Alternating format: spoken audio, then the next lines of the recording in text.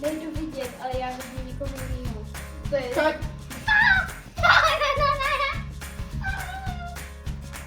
Ahoj, v pátek nás čeká oslava, tak my se teď s dětmi podíváme, jaké nám přišly ozdoby. To teda je mega roztomilý.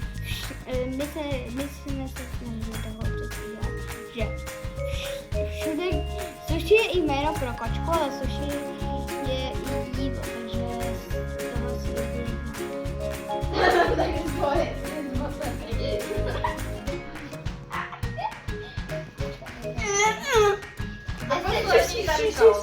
Tady ozdoba. Co je?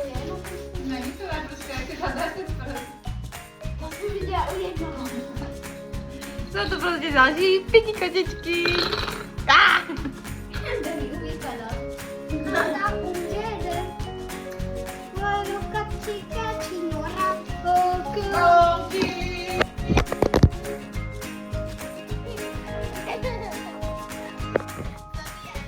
Šíbrčka, na který jsou takové to obrázky.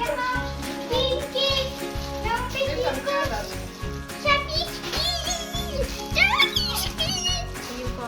Tady máme třeba takovéto brčko kočičí.